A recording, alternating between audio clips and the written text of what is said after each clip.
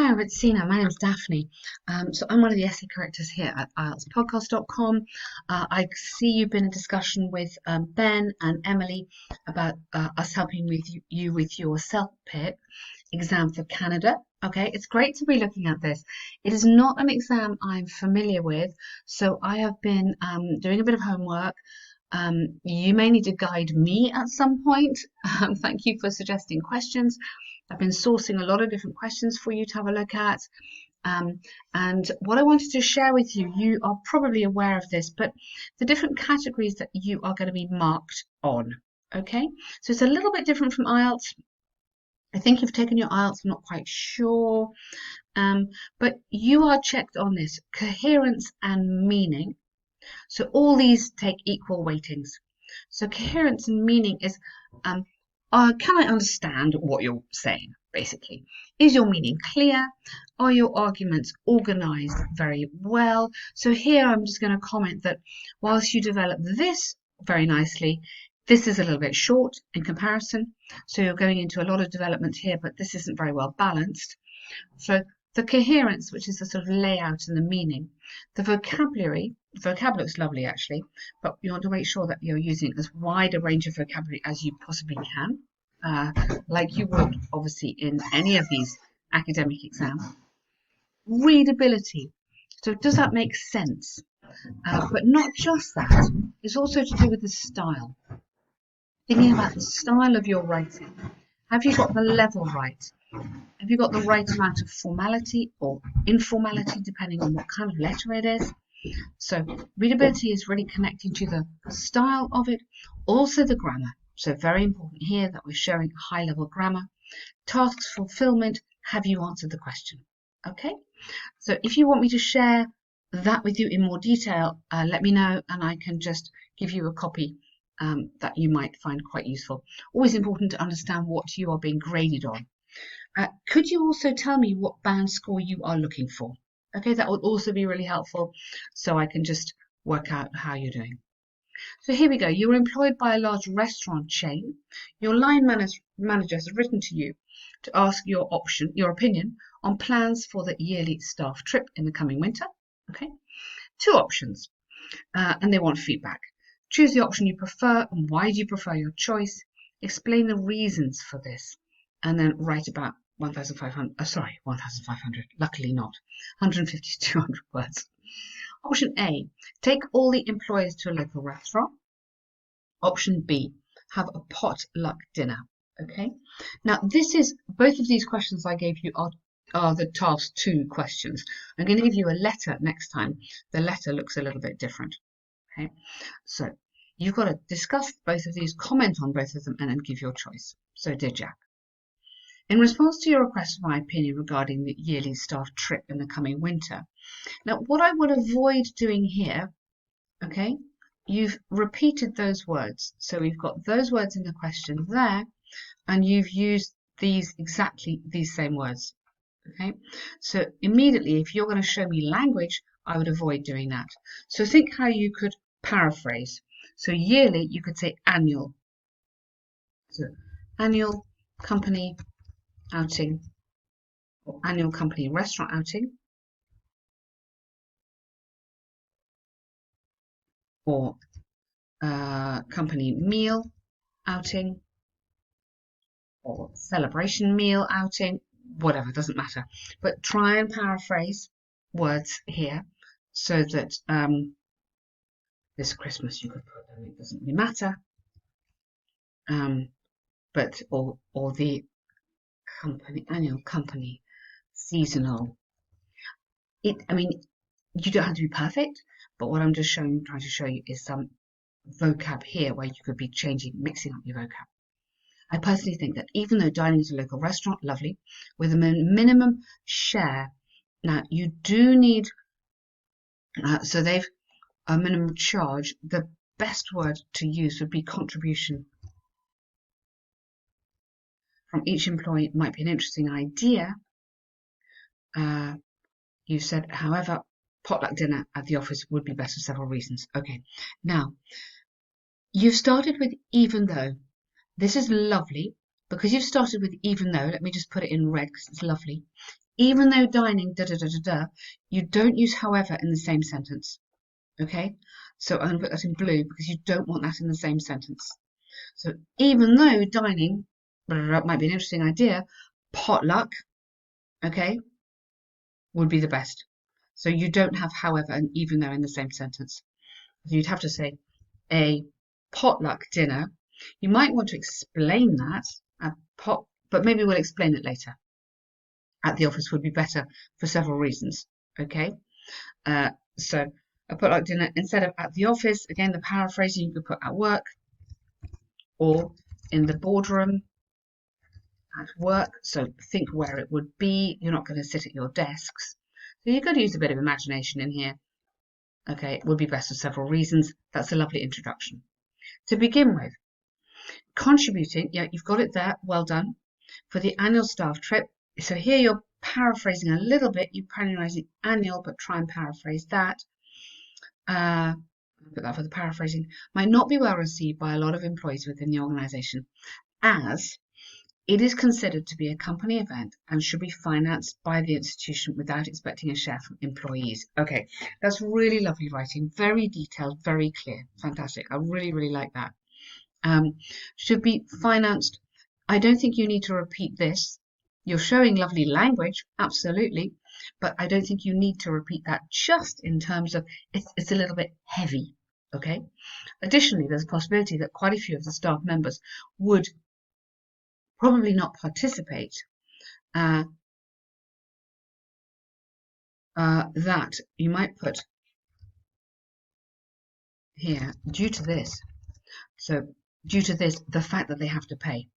Okay, so this is referring back to that up here. Quite nice to use this referencing. Due to this, quite a few staff members, you don't need to have of the, you can just put staff members, would probably not participate, and hence the purpose for the event would be defeated. Excellent. I really like that. Well done. The purpose of, you have to say, the purpose of the evening or of the event would be defeated. But super, good work. Really nice. On the other hand, so you can see how this feels a bit short in comparison. So on your word count, okay, I see the problem. Oh, well, I've added some words.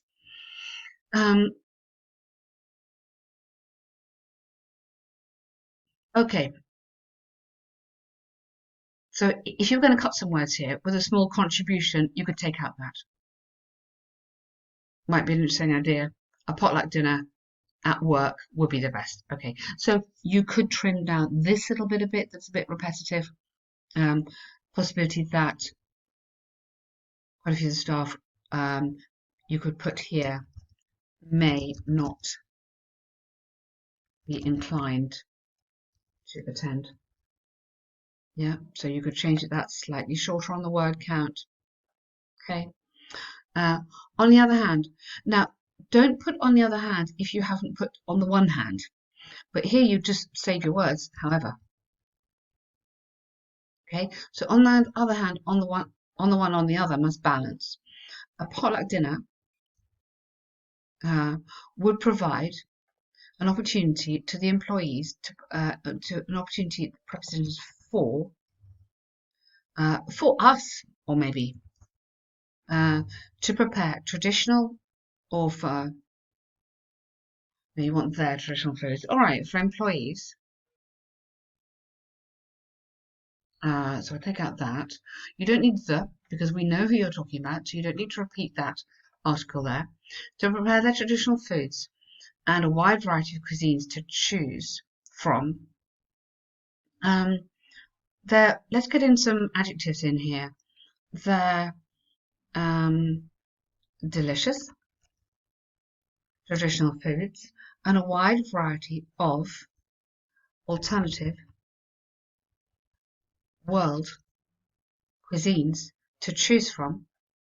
And then rather than that, I would put to choose from, sorry, to choose from, which would be an interesting change, maybe. A change from what you normally have. Okay. So I believe, yeah. So essentially, Essentially, is quite nice way of saying, sort of like summarising. So basically, I believe potluck is a much better choice, okay, for dinner than a local restaurant visit.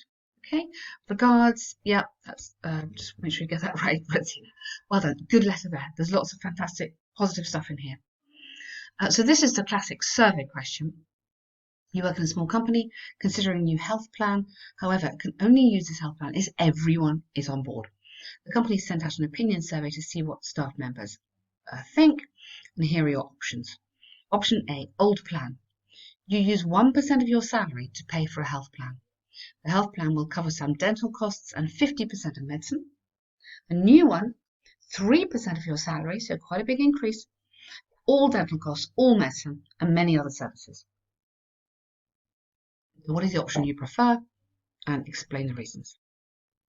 In my opinion, considering the new plan over the old one will be a wise decision for multiple reasons. Now, considering is just thinking about rather than finally choosing. So you have to actually make a choice. So you would have to say selecting or registering for, even opting for. So maybe make a note of some of this vocabulary because it will probably be useful for your other tasks as well. Would be a wise decision for multiple reasons. Okay. First, as mentioned, the new plan covers all physiotherapy, dental and prescription medicines, especially non-generic, which can cost an arm and a leg. I really like that one. Well done. Because, of course, in IELTS, we don't really encourage the use of idioms. It's too informal. But here, this is a different style of writing, so you're great to include that there. Which can cost an arm and a leg with the, with the current. So rather than old, it's current because it's the one you've got now. Yeah? The current health plan as coverage. You don't need to say that is only partial, or the old health plan where the coverage is only partial, or which offers only partial coverage. So just very similar to what you're saying, but just other ways of saying it as an alternative. Okay. Additionally, the pay is not that high compared to the benefits it brings. Okay, now not the pay is the money you are getting in your salary. So the relative contribution, same word again, relative contribution, is not that high compared to the benefit it brings. Okay, so the benefit it brings, or if you want to make it a bit neater, potential benefits. So all the time we're looking at ways which we can be absolutely precise. So this is what they're thinking of when they're talking about up here, your vocabulary. So using really neat words, being as precise as you possibly can, okay, compared to the potential benefits, full stop. For example, a single root canal performed by a dentist can cost up to $8,000, which would be covered by the new plan,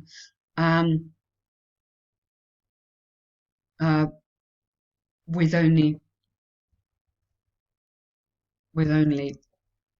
a fraction of the annual premium. Okay, very good point to make. Really like that. New plan here, you've got to have a comma with only a fraction. Okay, so I would take out that. It's just a little bit. I mean, your writing is amazing. I'm really impressed. Some of it, I can just get it a little bit neater and shorter. Okay, so with only a fraction. And we use that quite a lot. A fraction of the cost, a fraction of this, a fraction of that. Secondly, being assured about your complete coverage would. Here, I wouldn't use will, I would use would because it's hypothetical. It's like a conditional almost. Would not only give financial stability. Now, we talk about offer financial stability rather than give. You can have give, of course, but offer is another one. Offer financial stability, but also reduce stress levels, which in turn, and here I would change that modal verb again. I would put could. enhance mental health and productivity at work. Good. Hence, I like that. I would not only select but also suggest the new health plan over the old one. Very lovely writing. Well done, Tina. Really impressive. That seems to me to be an absolutely great start. Hope you find that feedback useful. Do let me know if this is useful for you, and I will send you your next task 1 and task 2. Great work. Well done.